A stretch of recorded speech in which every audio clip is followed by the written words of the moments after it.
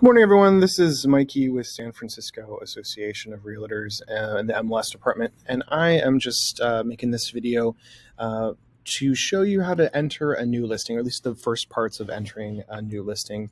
So what we're going to do is we're going to go to Listings and then Enter New Listing. And let's just imagine that this property, this fictional property, is in San Francisco. I'm going to say Continue. Now, if it were in any other county, you would just choose it from the pull-down menu here. So I'm going to say Continue. And the first thing that we choose is going to be the property type. And you should see here the property type and a pull-down menu. Now, it's very important that if it's a lease property, that you choose that here. And you have some other property types. You have residential income, land, commercial sale, commercial lease, business opportunity, and mobile in park and floating home. So those are the options that you have there. So the next thing that you're going to do is you're going to use this little option here that says Search County Records. So I'm going to click on that. And in this case, we're just going to use our office here at SFAR. So I'm going to say 301 and Grove. Now, notice I didn't put the suffix, I didn't put the city, I didn't put any other information. Less is more when you're using the search tax records. So I'm going to say Search. And you're going to see that it pulls up here. And you can check the APN number here. I'm going to say Select. And now you can see that all of that information has automatically been put here. Now, you could type that information in if you had it. However, I always recommend using the Search County Records function because it's going to eliminate a lot of issues going down the road. So you can see all of this information is correct. So next thing I'm going to do is say Place Pin on Map. So go ahead and do that there. You'll see to the right-hand side here that it's found Grove Street, and it put the map there. If I needed to move that pin, I could manually now, but since that's correct, I'm just going to leave it, and I'm going to say Continue to Listing Input.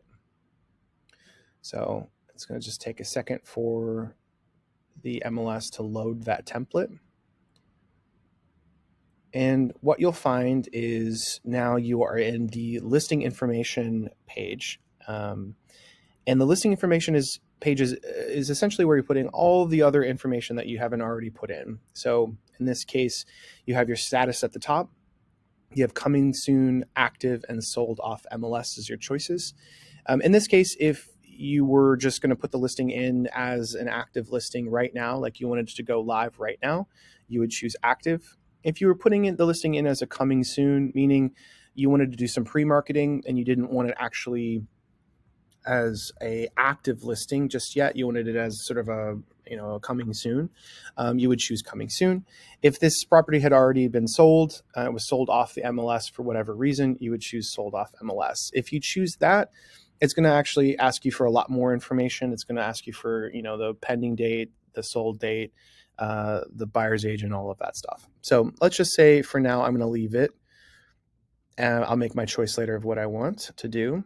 So you'll go through and you'll see that anything that is red is a required field, meaning there needs to be some sort of information put in those fields or check boxes for you to be able to successfully submit the listing. So in this case, property subtype, I would choose from that. Let's just, well, this is not really a single family home because it's an office, but let's just say it's a single family home, and we'll say attached.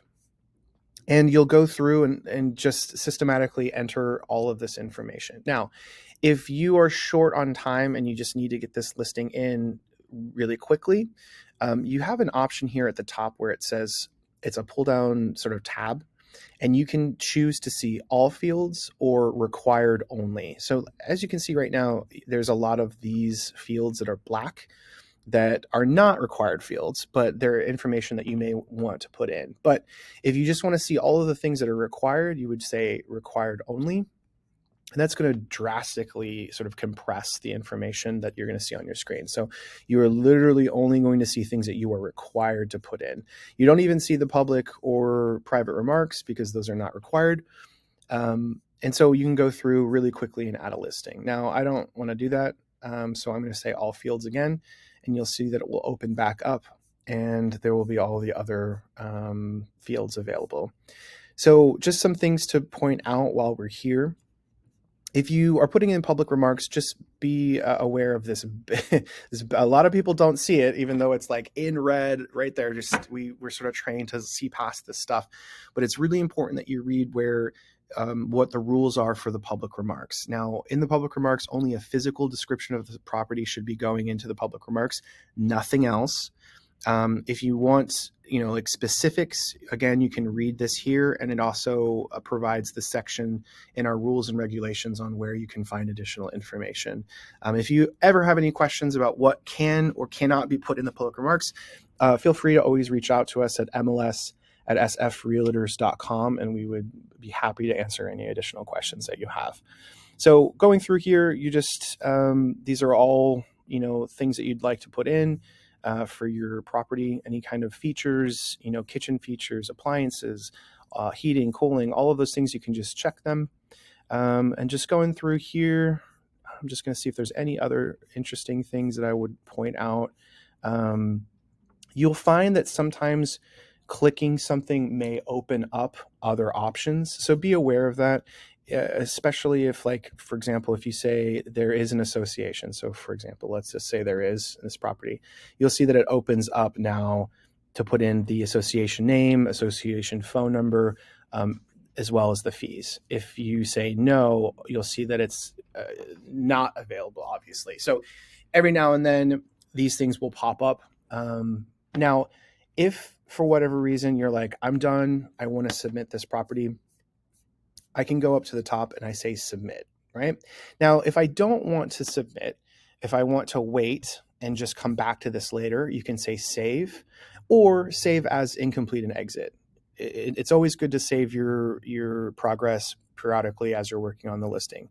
Now, if you wanted to put in the pictures, this is also a common question, is if I say, so let's just, for example, see, let's see,